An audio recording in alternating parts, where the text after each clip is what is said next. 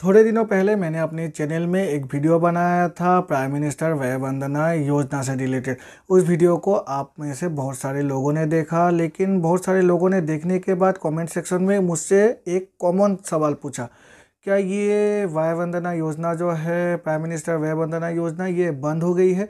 क्योंकि बहुत सारे लोग मेरी वीडियो को देखने के बाद एलआईसी के ऑफिस में गए, लेकिन उनको खाली हाथ लौटना पड़ा। वहाँ बहुत सारे लोगों को बताया गया कि ये योजना बंद हो गई है। तो मुझे जितना पता था, मैंने जितना रिसर्च किया था, उसके हिसाब से तो प्राइम मिनिस्टर वय वंदना योजना की जो अंतिम तारीख थी अकाउंट खोलने की, वो 31 मार्च 2023 थी। इसे एक्सटेंड कर दिया गया था 3 सालों के लिए। लेकिन जब ये कॉमन क्वेश्चन सभी लोगों ने मुझसे कमेंट पे जाकर पूछा, तो मेरे भी मन में डाउट क्लियर हो गए। मतलब डाउट उत्पन्न हो गए, क्लियर नहीं हुए, डाउट उत्पन्न हो गए। तो इसका फिर मैंने अपने डाउट को क्लियर करने के लिए जो एलआईसी की हाई अथॉरिटी है उनसे बातें की, और उनसे बातें करने के बाद मुझे एक बात पता चला कि ये जो वय वंदना योजना है प्राइम मिनिस्टर, इसकी इंटरेस्ट रेट फाइनेंशियल ईयर 2021-22 की डिक्लेयर नहीं हुई थी। तो इसीलिए इस योजना को मतलब उन्होंने टेम्पोरेरी बंद कर दिया था खुलने से। लेकिन अभी इंटरेस्ट रेट इसकी अनाउंस हो गई है, और इंटरेस्ट रेट अनाउंस होने के बाद अभी ये जो प्राइम मिनिस्टर वय वंदना योजना है इसको अभी फिर से खुलवाया जा सकता है। तो आप फिर से एलआईसी ऑफिस पे जाइए, आपको ये वय वंदना योजना खुलवाने मिल जाएगी। इस वीडियो को बनाने के पीछे का मकसद मेरा यही है कि आपको प्रूफ के साथ मैं आप बता सकूं कि क्यों इस योजना को अभी फिर से आप खोल सकते हैं। मैं आपके जो 3 बेसिक क्वेश्चन है उसको प्रूफ के साथ सारे सॉल्यूशन इस वीडियो में आपको दे दूंगा, जिससे कि आपके मन में अगर कोई डाउट होंगे तो वो क्लियर हो जाएगी। नमस्कार दोस्तों, मेरा नाम है विराज और आपका स्वागत है मेरे चैनल विराज की बातें में। तो चलिए आज की वीडियो को फटाफट शुरू करते हैं।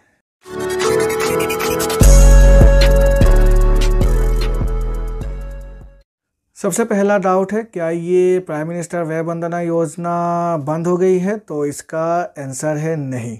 प्राइम मिनिस्टर वय वंदना योजना को एक्सटेंड कर दिया था साल 2020 में ही, और एक्सटेंशन इसको 3 सालों के लिए किया गया है। और करने के बाद इसकी जो अंतिम तारीख है वो हो गई है अकाउंट खुलवाने की 31 मार्च 2020। ये मैं आपको प्रूफ के साथ दिखवा देता हूँ। आप देख सकते हैं कि यहाँ पर जो एक्सटेंशन पीरियड है इसकी तारीख को बदल कर दिया गया है 31 मार्च 2023। तो आप जाइए, अगर कोई आपसे कहता है कि ये बंद हो गई है तो आप दिखाइए, एलआईसी की ऑफिशियल वेबसाइट में ही है। तो उसको देखने के बाद आपकी जो प्राइम मिनिस्टर वय वंदना योजना है उसको खोलने के लिए वे लोग मतलब मजबूर हो जाएंगे, क्योंकि इसे खोलना ही पड़ेगा। दूसरी जो क्वेश्चन थी वो थी इसकी इंटरेस्ट रेट को लेकर। तो साल 2021 फाइनेंशियल ईयर 2021-22 में इसकी इंटरेस्ट रेट कितनी होगी? तो प्राइम मिनिस्टर वय वंदना योजना की, जैसे कि आप देख ही सकते हैं, एलआईसी की ऑफिशियल वेबसाइट पे ही दिया हुआ है। जो नई इंटरेस्ट रेट है उसे इंटेक ही रखा गया है, जो लास्ट फाइनेंशियल ईयर की इंटरेस्ट रेट थी उसके हिसाब से, मतलब 7.4% एवरी मंथ। जो पहले भी थी साल 2020-21 की, वही इंटरेस्ट रेट रखा गया है साल 2021-22 की भी। तो इस पर कुछ भी चेंजेस नहीं हुए हैं। और जो तीसरी क्वेश्चन थी वो थी साल 2021-22 पे मैक्सिमम और मिनिमम पेंशन पाने के लिए हमें कितने रुपए इन्वेस्ट करने पड़ेंगे। तो चलिए इसको भी मैं आपको दिखा देता हूँ।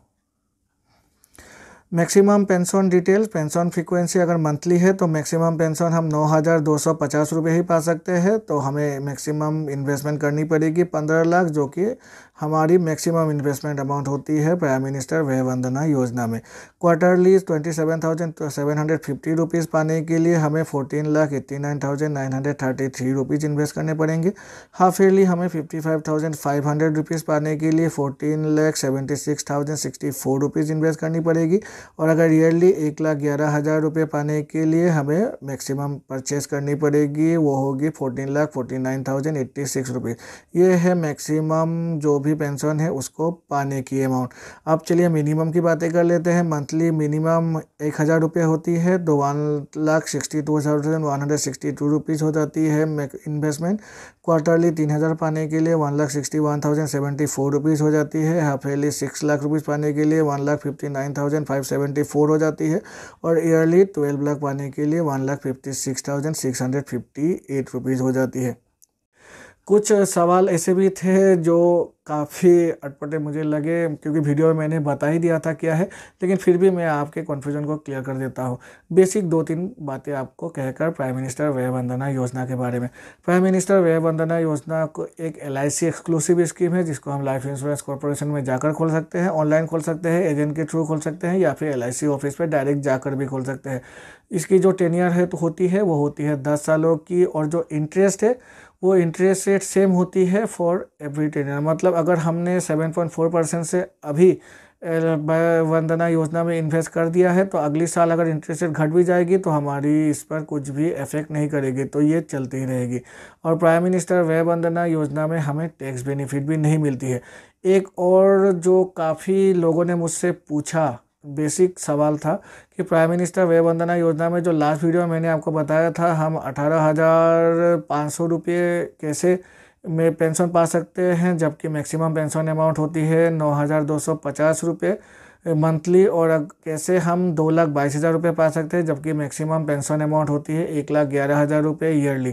तो उसका सिर्फ और सिर्फ एक सिंपल जवाब है, अगर हम चाहें तो एक परिवार में 2 लोग, 2 सीनियर सिटीजन अगर है, तो हम दोनों के लिए ही इन्वेस्ट करके ये अमाउंट को पा सकते हैं। मतलब हस्बैंड वाइफ दोनों ही इन्वेस्ट करके एक घर में इतने रुपए पा सकते हैं। मैंने उस वीडियो में बताया था एक घर में, एक पर्सन को नहीं।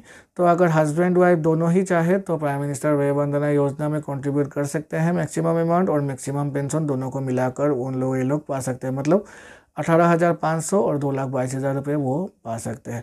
तो इस वीडियो में मैंने जितना हो सके ट्राई किया, आपके जितने भी सवाल थे प्राइम मिनिस्टर व्यय वंदना योजना से लेकर जितने भी डाउट्स थे उनको क्लियर करने की। आशा है इस वीडियो को देखकर आपके सभी डाउट्स अभी क्लियर हो गए होंगे, और अगर फिर भी आपके मन में कोई डाउट रह गए हैं तो नीचे कॉमेंट सेक्शन में जाइए और लिखिए, मैं फिर से ट्राई करूँगा आपके डाउट्स को क्लियर करने की। तो चलिए मिलते हैं अपने अगले वीडियो में, तब तक के लिए goodbye and take care.